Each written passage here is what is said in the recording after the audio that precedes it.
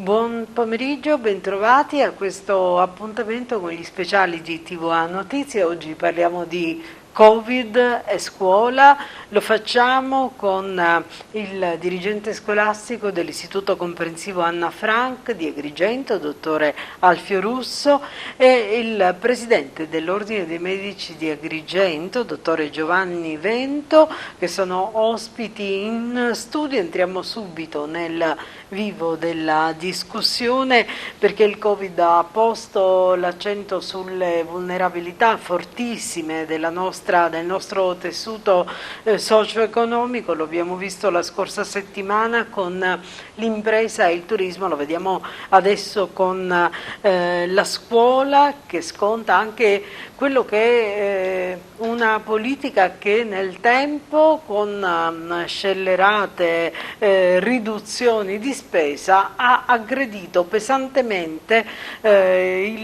tutto il comparto, il settore dell'istruzione.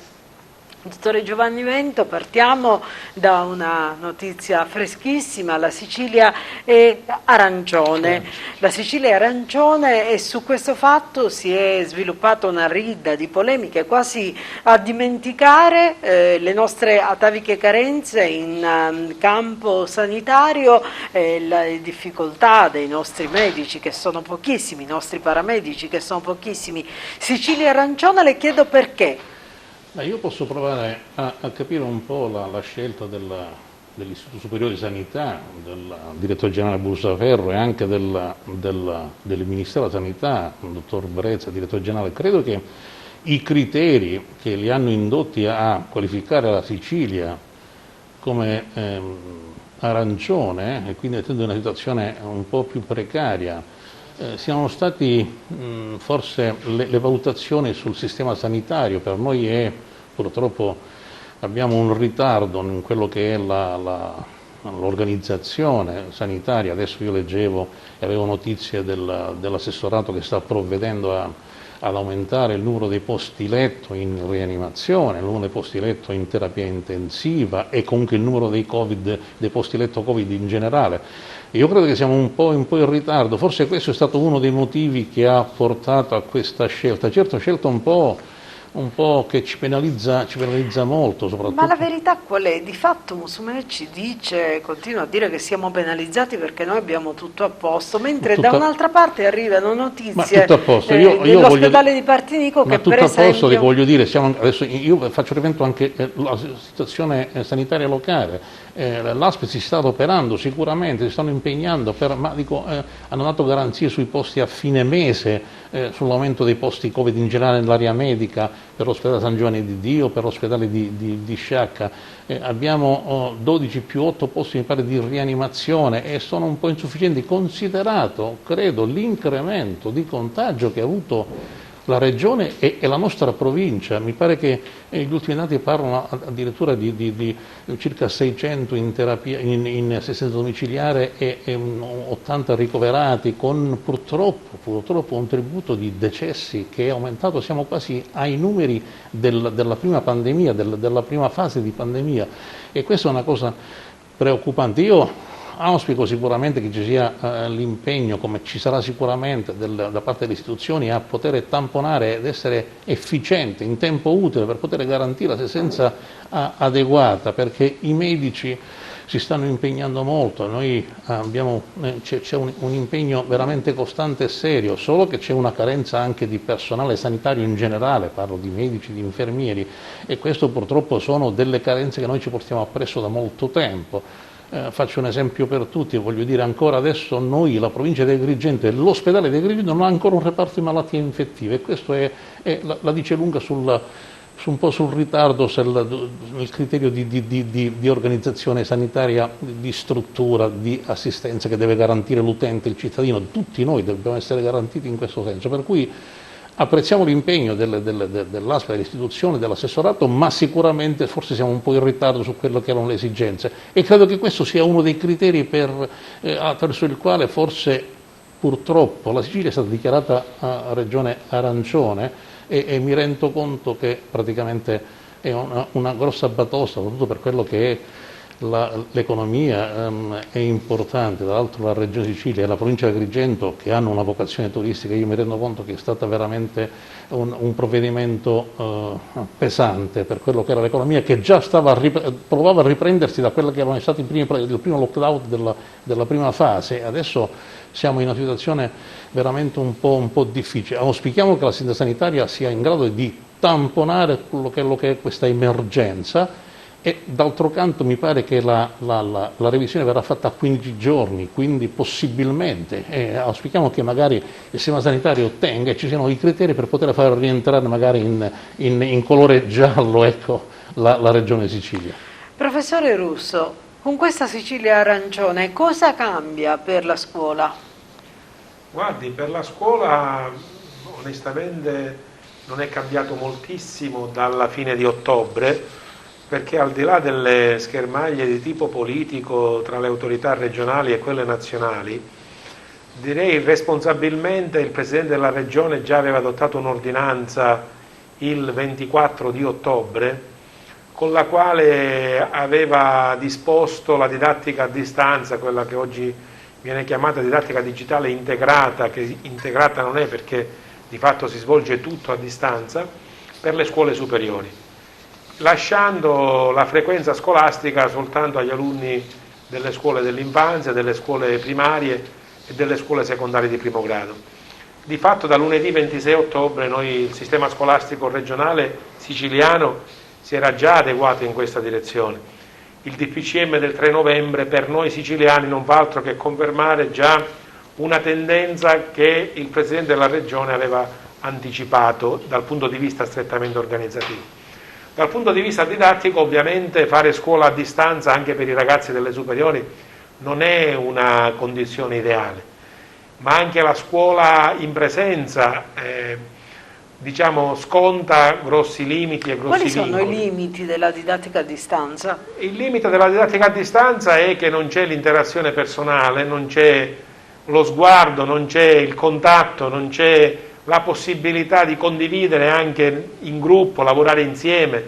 Ciascuno si trova a casa e deve interagire con un monitor, tanto che quest'anno, a differenza di quello che è accaduto lo scorso anno scolastico, quando ci siamo ritrovati immediatamente a dover affrontare la questione della didattica a distanza, le linee guida ministeriali e quindi anche i piani di istituto adottati da ciascuna scuola prevedono un utilizzo del monitor non per l'intera durata oraria. Noi abbiamo mantenuto, io dirigo anche una scuola in reggenza, un istituto superiore che è l'istituto Foderà Brunelleschi, abbiamo adottato il criterio di mantenere sì l'orario scolastico, però le unità orarie le abbiamo ridotte a 45 minuti per consentire tra un'ora e l'altra ai ragazzi di non stare lì attaccati al monitor, al computer o al tablet, perché altrimenti diventa veramente difficile per loro stare 5 ore di fronte a uno strumento tecnologico e interagire soltanto virtualmente con i professori e con i compagni. Però mi pare che anche questo nuovo sistema, queste nuove direttive abbiano messo in crisi pure gli insegnanti che attualmente invece svolgono il lavoro in presenza, perché non è più facile come prima, mi pare l'insegnante non può avvicinarsi al bambino. Esatto. Ecco. Dicevo, anche la didattica in presenza sconta dei prezzi notevoli. L'ultimo di PCM, questo del 3 novembre, per esempio, ha introdotto la mascherina obbligatoria per tutta la durata della frequenza scolastica, mentre prima si utilizzava soltanto in una condizione dinamica, cioè quando il ragazzo si muoveva nell'ambito dell'aula. Oggi, da oggi sostanzialmente, bisogna tenere la mascherina per tutta la durata delle lezioni, il che sta portando ovviamente a lamentele da parte delle famiglie, a preoccupazioni perché stare 5 ore o 6 ore con la mascherina per ragazzini di 10, 12, 8 anni non è una cosa semplice, e in più determinate attività vengono molto condizionate. Per esempio non si possono usare gli strumenti a fiato per fare musica, perché questo agevola, favorisce il circolo del virus. Non facciamo attività in palestra perché non facciamo utilizzare gli stessi locali a gruppi di alunni diversi, per cui per fortuna il clima ci sta assistendo fino ad ora e l'attività motoria si svolge all'esterno laddove è possibile farlo. E poi i ragazzi comunque stanno in aula, mentre prima si riorganizzavano per fare lavori di gruppo, per lavori a coppia, adesso devono mantenere il distanziamento e quindi c'è questa posizione statica che condiziona molto sia gli studenti e anche gli insegnanti. Devo dire che l'esperienza che io con i miei colleghi anche ci consultiamo nell'ambito dell'associazione dei dirigenti scolastici che ho l'onore di rappresentare, devo dire che le famiglie stanno collaborando molto da questo punto di vista, hanno responsabilizzato i ragazzi hanno capito la situazione, stanno usando i dispositivi di protezione, le mascherine, mantengono il distanziamento, igienizzano le mani spesso. Vi capita di imbattervi in negazionisti? Prego? Vi capita di imbattervi in negazionisti? Beh, onestamente fino ad ora no, ci capita di imbatterci in riduzionisti, cioè qualcuno che dice ma sa non è poi così grave, poi i ragazzi tra di loro non si infettano perché nessuno è positivo, poi abbiamo di fatto visto che ci sono dei casi di positività nelle scuole, abbiamo dovuto disporre sanificazioni straordinarie, sono state chiuse alcune scuole. La scuola, devo dire, è stata più sicura di altri ambienti, però non è certamente indenne da questo pericolo. Dottore Vento, secondo me bisognerebbe comunque operare un distinguo tra luogo dei contagi e categorie di contagiati, nel senso che le scuole potrebbero non essere luogo di contagio perché i ragazzi prima di arrivare a scuola prendono il bus, prendono la metropolitana, prendono i mezzi pubblici per raggiungerla, all'interno dei quali è molto più probabile che avvenga il contagio. Ecco, da medico lei come vede questa cosa? Infatti io credo che il provvedimento verte in questo senso, perché è stato vietato la scuola a distanza solo per le scuole medie superiori, perché i piccoli vengono accompagnati dai genitori, gli altri invece proprio utilizzano mezzi di trasporto, mezzi pubblici come diceva lei, per cui evidentemente il rischio di contagio è più alto, al di là del fatto che ci rivolgiamo a una categoria di giovani che per l'età che hanno chiaramente sono portati come dire, a socializzare molto di più, per cui evidentemente si è come dire, un po' sottovalutato questo rischio anche durante l'estate, che è stato il periodo più critico, perché noi addetti ai lavori, i medici, continuiamo a sollecitare soprattutto gli utenti, le comunità, ma soprattutto i giovani, a evitare assembramenti, le famose classiche movide del sabato sera, proprio perché lì i focolai potevano attecchire ancora di più. Tant'è vero che credo che in queste ultime settimane un altro dei criteri forse che ha adottato il Ministero della Sanità e l'Istituto Superiore di Sanità nel decretare zona arancione Sicilia è stato il fatto che c'è stato un incremento dei focolai, siamo passati credo a 350 focolai a 550 focolai identificati, per cui questo la dice lunga sul rischio che corriamo nel non riuscire a circoscrivere questo virus così terribile, diciamo.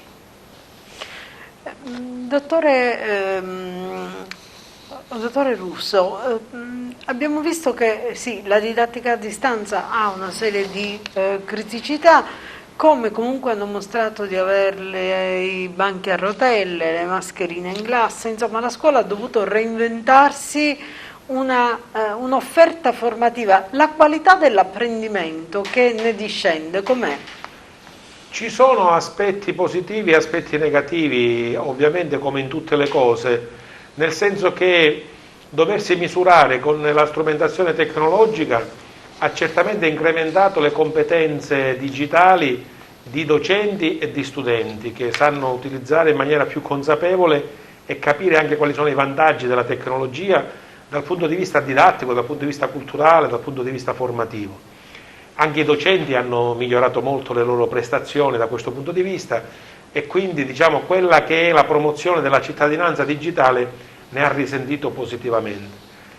Sul piano invece dei rapporti affettivi, dell'emotività, della condivisione delle emozioni, del fatto di poter creare occasioni di socializzazione, è chiaro che la didattica a distanza non la facilita, così come anche la didattica in presenza, condotta con queste limitazioni, ovviamente limita molto gli aspetti di socialità e di condivisione.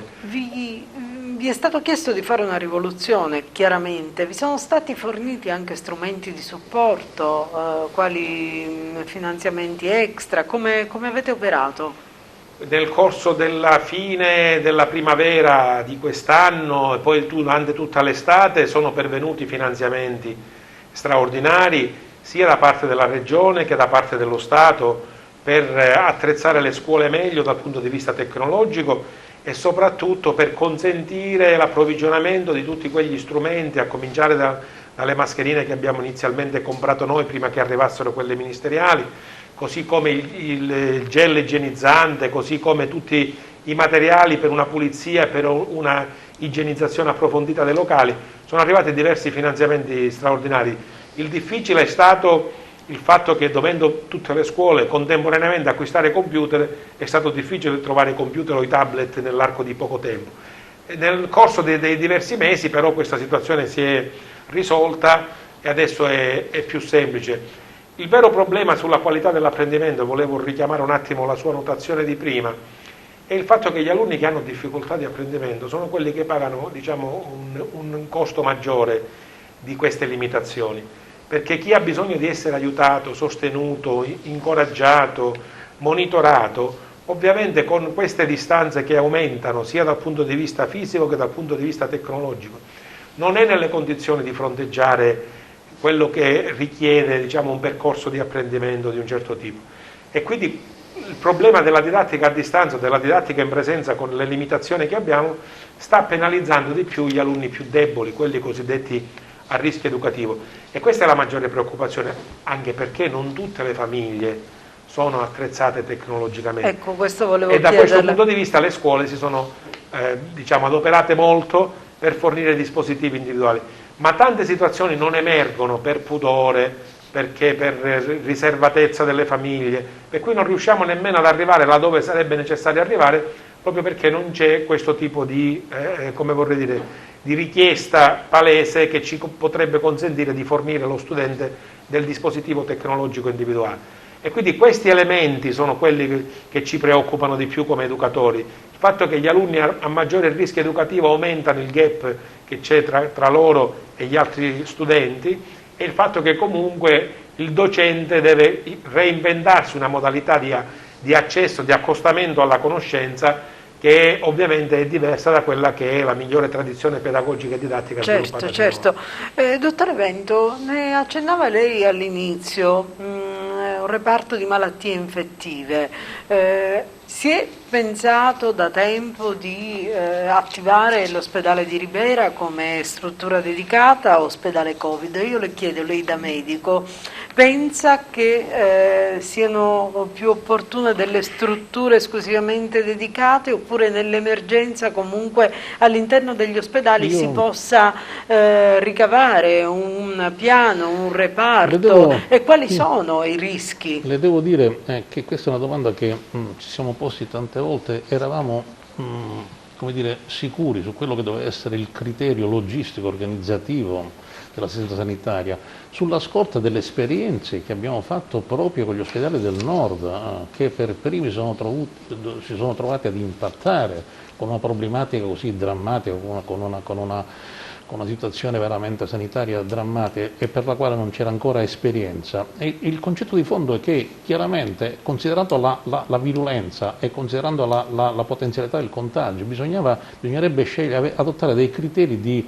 come dire, specifici. Voglio chiarire praticamente, e noi come ordine abbiamo sempre sollecitato questa opportunità, quella di creare delle aree proprio Covid, delle aree di emergenza, proprio delle aree dedicate alla patologia Covid, proprio a far sì che si evitasse il possibile, il probabile contagio con altri ricoverati e con altri pazienti ricoverati per altre patologie, perché purtroppo non dobbiamo dimenticare che abbiamo tanta gente che afferisce in ospedale per altre patologie, e che praticamente la commistione sulla scorta dell'esperienza che hanno fatto gli ospedali del nord, in Lombardia in particolare, che quegli ospedali sono diventati proprio dei focolai di trasmissione, proprio per per far sì di evitare questo tipo di problematica. E noi fin dall'inizio come ordine abbiamo sollecitato le istituzioni, ricordo che abbiamo fatto anche diverse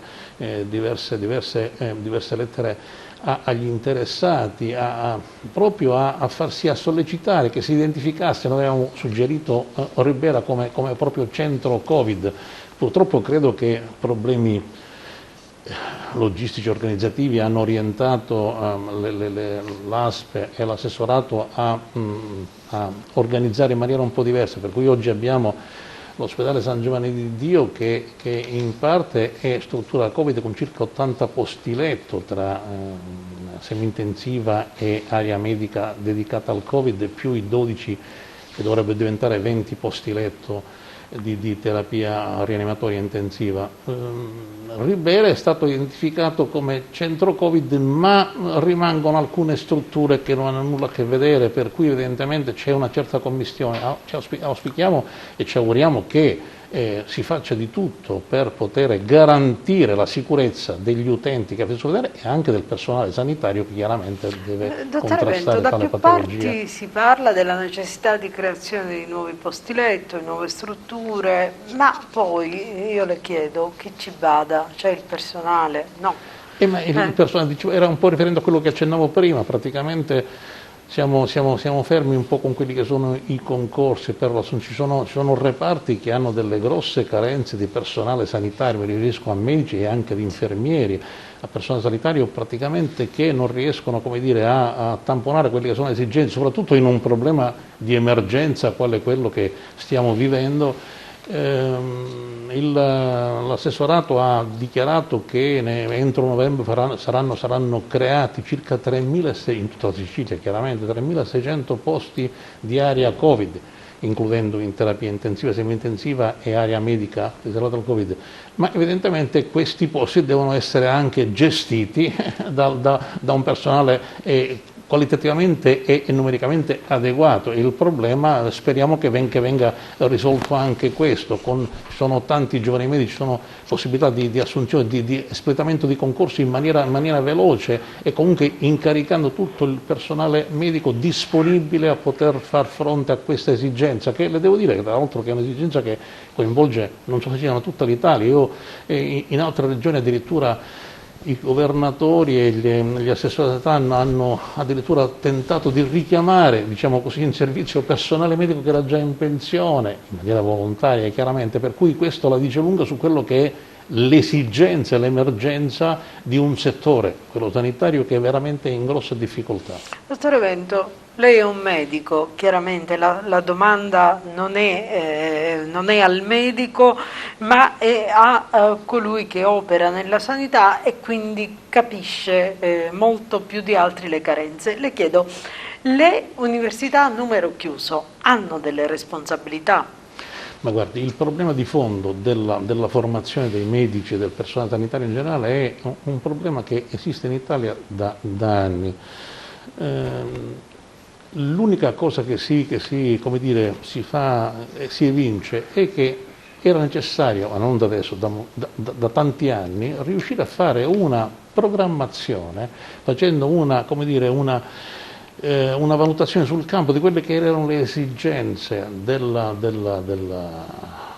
dell'assistenza sanitaria, la necessità di quanti medici, quanti specialisti secondo i settori, secondo le specialità, e invece di creare questo imbuto che c'è stato, perché a fronte di 10, 12.000, 14.000 medici che ogni anno si laureano, entrano in specializzazione perché i posti sono quelli, nonostante l'impegno degli ordini e delle regioni, riusciamo a dare le borse di studio a 8.000, 10.000, per cui rimangono nel limbo, diciamo così, questi 4.000, 5.000 giovani medici che non riescono a avere la formazione adeguata per una carenza appunto di borse di studio. E questo era un discorso che andava anticipato molti anni addietro, quando bisognava fare una programmazione di quello che erano le esigenze del nostro Paese.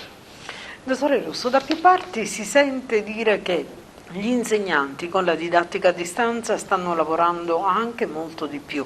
Io le chiedo, questi insegnanti da casa svolgono delle attività asincrone, no? Queste come vengono valutate anche a livello di prestazione lavorativa, tutte le ore che sono svolte in maniera propedeutica all'attività poi della didattica a distanza?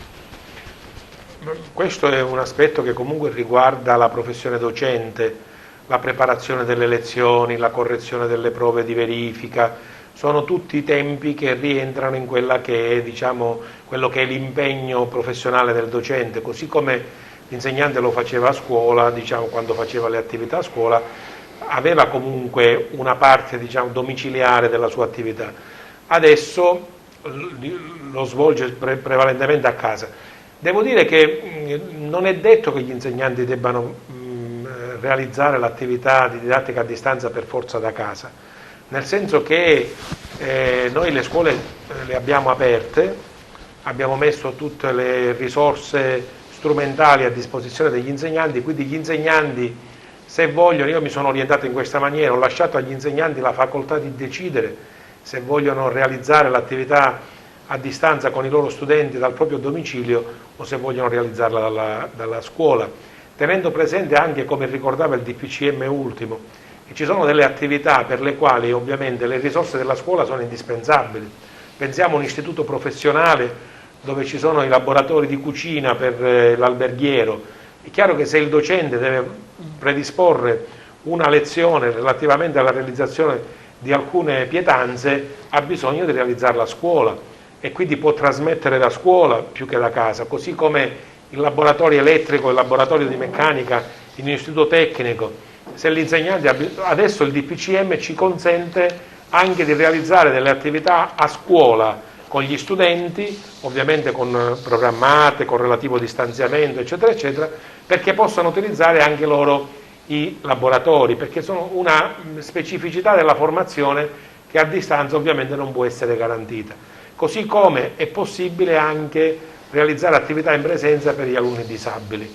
Questo DPCM introduce questi elementi che stiamo valutando, perché il DPCM è arrivato il giorno 3 novembre, ma di fatto l'abbiamo visto il 4, e quindi stiamo valutando come programmare le attività in collaborazione con le famiglie che intendono avvalersi di questa opportunità, parlo per le famiglie degli alunni disabili, e sentendo i docenti per quanto riguarda la possibilità di utilizzare i laboratori e le attrezzature. Nella scuola che dirigo io, l'Istituto Foderà Brunelleschi, la maggior parte dei docenti, la quasi totalità dei docenti, sta utilizzando l'opportunità di effettuare le lezioni a distanza da casa propria. Ma questo ovviamente non incide sulla possibilità di un monitoraggio di quello che avviene, perché il docente di fatto interagisce con la classe nell'ambito di quello che è il suo orario settimanale, quindi realizza per intero il suo orario settimanale e in più ovviamente si impegna, perché col fatto che siamo ormai collegati con i messaggini di testo, con le email e tutto il resto, di fatto uno si trova in una condizione lavorativa perenne, costante, a qualsiasi ora, a qualsiasi momento, specialmente con gli alunni che chiedono chiarimenti, suggerimenti, hanno bisogno della guida del docente e quindi utilizzano questi strumenti in qualsiasi momento del giorno, perché hanno necessità di mantenere questo legame. Io li capisco perfettamente e devo dire che i docenti da questo punto di vista sono ammirevoli, perché hanno garantito la massima disponibilità, non guardano più se mattina, pomeriggio, di sera, giorno libero, ormai c'è una disponibilità massima, perché abbiamo compreso che è necessario aiutare questi ragazzi. Io temo che questa generazione Covid che sta vivendo questa didattica così a distanza nel tempo pagherà un costo alto rispetto a quello che sta accadendo. Lo stiamo verificando specialmente con i bambini della prima classe della scuola primaria, questi bambini che non hanno potuto completare la scuola dell'infanzia, sono entrati alla scuola primaria, messi seduti dietro un banco, devono stare lì con la penna e con la matita per 5 ore e mezzo, non possono cantare, non possono giocare, non possono interagire. ed è un grosso impegno per loro, è una grossa trasformazione di quella che è la loro modalità di vita, le loro abitudini di vita. C'è un problema che molto spesso viene imputato alle scuole, ma del quale voi non avete assolutamente colpa. Ma cosa potete fare per comunque lenire questa difficoltà? Gli assembramenti fuori dalle scuole. Da questo punto di vista anche lì devo riconoscere che le famiglie sono state molto sensibili. Per cercare di limitare questi elementi, nel protocollo che abbiamo condiviso per l'avvio dell'anno scolastico, abbiamo fatto in modo che i genitori delle scuole dell'infanzia, per forza di cose, devono accompagnare i bambini fino a scuola ed è normale che sia così. E laddove è possibile che c'è un accesso diretto dall'esterno nell'aula, si fermano a questa uscita, a questo ingresso, e affidano il bambino all'insegnante della scuola dell'infanzia. Per la scuola primaria abbiamo fatto in modo di sensibilizzare i genitori per dire di restare fuori nel rispetto del distanziamento e portare i ragazzi in prossimità dell'edificio. Per la scuola secondaria di primo grado io ho chiuso proprio i cancelli ai genitori, ho detto i ragazzi sono più grandi, sono più autonomi, lasciateli al cancello, laddove ovviamente c'è il cancello, evitate di entrare per non aumentare proprio i rischi di assembramento. Quindi abbiamo graduato queste forme, diciamo, di presenza, e devo dire che finora ha funzionato e non si sono create quelle condizioni di assembramento. Dottore Vento, volevo chiederle, in questo momento la massima attenzione della sanità è puntata al Covid, evidentemente all'emergenza, ai tantissimi malati, però di fatto ci sono tanti malati cronici che in questo momento non sono affetti da patologie tumorali, tantissimi, che hanno difficoltà ad accedere alle cure e ai servizi, un po' perché gli ospedali sono concentratissimi sull'emergenza Covid, un po' tanti anche per la paura di avvicinarsi a strutture sanitarie che potrebbero essere fonte di contagio.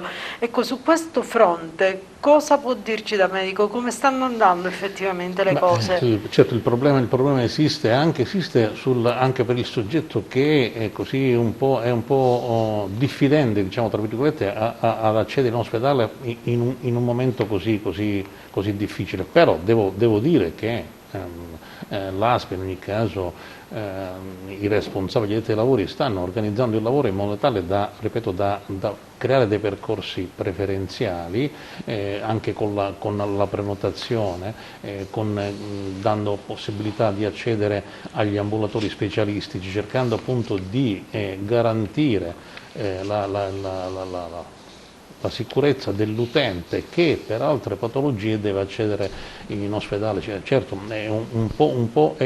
rispetto alle condizioni diciamo di ieri sono un po', come dire, rese più difficili, ma sicuramente i medici danno tutto l'impegno possibile per poter garantire l'assistenza alle patologie croniche, a tutti i soggetti che hanno queste problematiche, differenziando i percorsi, appunto quello a cui mi riferivo prima, tra i pazienti a rischio e quelli che accedono per altre patologie, e facendo in modo di essere già sicuri che il soggetto che accede non abbia rischi, che non sia un portatore sano, asintomatico, e questo chiaramente vengono fatti a tappeto tutti i tamponi per chi accede in ospedale, per cui evidentemente il rischio si limita al minimo, ma sicuramente un po' di disagio a parte la popolazione di utenti c'è, ma è una situazione, ripeto, di emergenza in cui dobbiamo collaborare tutti un po' per queste difficoltà,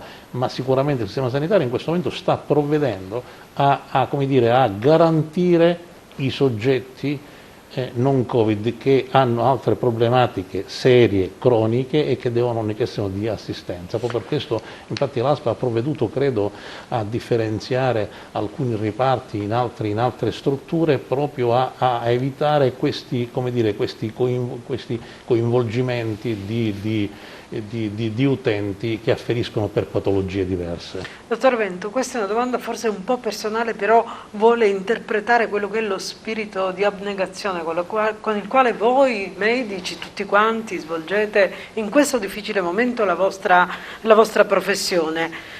Lei sente il peso del Covid quando svolge la sua attività di medico? Ma io le devo dire, i medici hanno questo senso del dovere innato, hanno questo impegno, questo trasporto che la professione dà, per cui il rischio c'è, però voglio dire, c'è il senso di abnegazione, il senso di appartenenza, il senso di responsabilità, l'impegno fa sì che ci sia il trasporto adeguato necessario per poter garantire l'utente. Purtroppo devo dire che anche noi medici abbiamo dato purtroppo un tributo con un alto numero di soggetti infettati e oltre 180 sanitari deceduti. Purtroppo devo dire che anche la provincia di Agrigento ha avuto i medici coinvolti in questa situazione, cioè abbiamo avuto un decesso e attualmente abbiamo un paio di medici ricoverati in struttura proprio perché contagiati, proprio per questo senso di abnegazione, questo impegno, per questa disponibilità, per questo trasporto a poter garantire gli utenti. Evidentemente si paga un costo alto. Io in questo momento dico, chiamiamo sempre, invochiamo l'istituzione perché ci sia la possibilità di essere garantiti in questo senso con sicurezza, tant'è vero che in questi giorni abbiamo comunicato, abbiamo fatto vedere a tutti i medici invitandoli a mantenere alta l'attenzione, ma soprattutto chiedendo alle istituzioni, in particolare all'ASP, che possono continuare a garantire ai medici con i dispositivi di protezione, anche in virtù di quello che si sta deliberando a livello regionale nel dare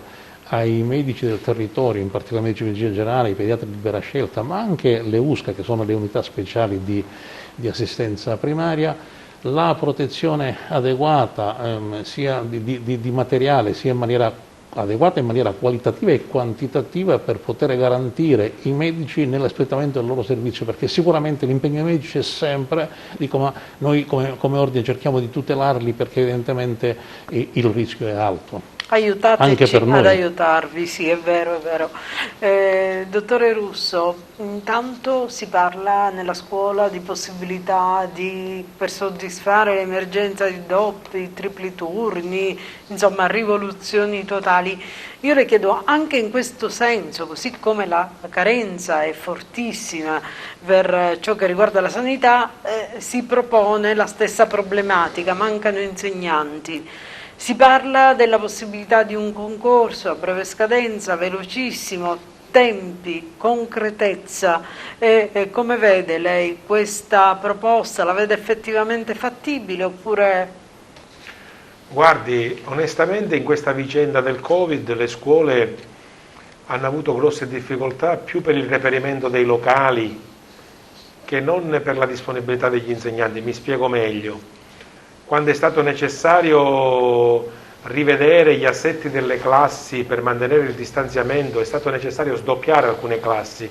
Io nel mio istituto comprensivo Anna Frank ho dovuto sdoppiare 3 classi di scuola secondaria di primo grado, e quindi significa che di 3 classi sono diventate 6. Questo cosa ha comportato? Ha comportato la necessità, così come ho dovuto sdoppiare 2 classi di scuola primaria, ne ho dovute fare 3. Servono più aule. In questo devo dire la mia esperienza purtroppo ad Agrigento è stata triste, nel senso che non ho trovato nel comune di Agrigento un supporto adeguato per il reperimento di locali aggiuntivi. Ci siamo dovuti friggere con l'olio che avevamo. Ho dovuto dismettere la biblioteca scolastica, l'aula di educazione artistica per ospitare le classi di scuola primaria che non potevano essere allocate per ragioni numeriche nei plessi che erano già carenti perché hanno degli ambienti piccoli e non potevo mettere di certo 20 alunni, 22 alunni in stanze da 20 metri quadrati. I docenti invece li abbiamo potuti reclutare perché sono arrivati dei finanziamenti straordinari da parte del Ministero dell'Istruzione. Ora purtroppo le procedure per l'individuazione sono solitamente lunghe e stamattina arrivavano ancora docenti incaricati dall'ufficio scolastico provinciale, parlo di oggi che è il 6 novembre, quando avrebbero dovuto essere a scuola già prima dell'inizio delle lezioni. In più abbiamo potuto chiamare ulteriori supplenti aggiuntivi con i finanziamenti straordinari. Certo, il precariato nella scuola è un fenomeno che purtroppo accompagna l'esperienza scolastica da anni. Una stabilizzazione o dei precari o il reclutamento meglio, io sono per questa seconda ipotesi, il reclutamento di personale qualificato consentirebbe alle scuole di fare anche un salto di qualità. Si parla tanto del sistema scolastico finlandese, il sistema scolastico finlandese si è innalzato nella qualità quando ha introdotto una vera e propria riforma del reclutamento del personale docente, perché hanno reclutato i più qualificati, li pagano adeguatamente, il mestiere di insegnante è diventato un mestiere ambito e quindi i migliori cervelli vanno a servire il sistema di istruzione. Da noi ovviamente c'è tutta una procedura concorsuale che andrebbe rivista e ripensata, e lo sforzo che il Ministero sta facendo anche di portare a termine i concorsi purtroppo si è dovuto scontrare anche questo col Covid. I concorsi per il reclutamento del personale docente si sono dovuti sospendere proprio perché per l'emergenza sanitaria. Certo, è un fenomeno quello del precariato della scuola che andrebbe risolto, però da questo punto di vista il problema più grave è quello dell'edilizia scolastica, perché laddove si sono fatti doppi e tripli turni, si sono fatti non perché mancassero gli insegnanti, ma perché mancavano i locali, e quello è un elemento che ovviamente il Covid ha aggravato molto di più. Noi abbiamo già delle carenze ataviche in termini di locali scolastici, di adeguatezza, di impianti appropriati e tutta una serie di problematiche di sicurezza in buona sostanza. Ovviamente l'emergenza sanitaria della pandemia ha acuito queste difficoltà e ha creato ulteriori problemi per la gestione delle classi. Grazie dottore Russo, siamo in chiusura. Dottore Vento, allora concludiamo questa bella chiacchierata che è stata concentrata ma densa di significati. Grazie ad entrambi per la capacità di sintesi e la capacità di affrontare anche argomenti molto compositi in maniera efficace e diretta. Un appello finale da un medico.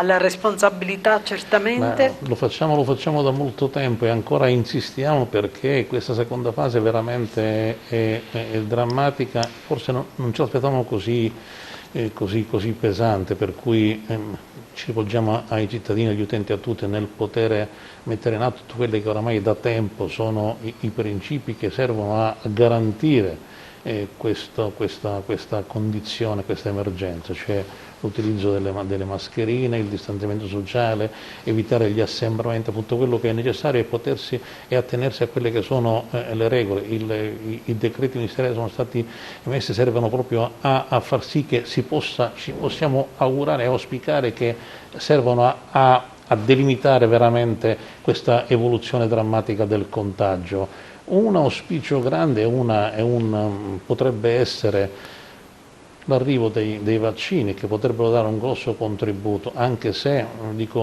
magari ancora siamo un po' lontani, non riteniamo che i vaccini utili, perché sono sperimentazioni, ce ne sono tanti, ma qualcuno ha già fallito, per cui riteniamo che quelli che alcune aziende stanno testando in fase 3, cioè quindi sui volontari, raggiungano veramente i criteri necessari per poter somministrarli alla popolazione e quindi poter creare quell'immunità necessaria a garanzia che possa essere superata questa emergenza. Tutto questo credo che verrà non prima della primavera prossima, avremo questi vaccini, ma comunque siamo con grande fiducia, siamo in attesa perché è sicuramente una speranza importante. È lunga la strada dei vaccini, è Ma è lunga perché, vede, la strada dei vaccini, intanto chiaramente ci sono delle fasi obbligatorie che le istituzioni impongono ai ricercatori per poter testare un vaccino. Intanto va isolato il virus, che è stato già fatto,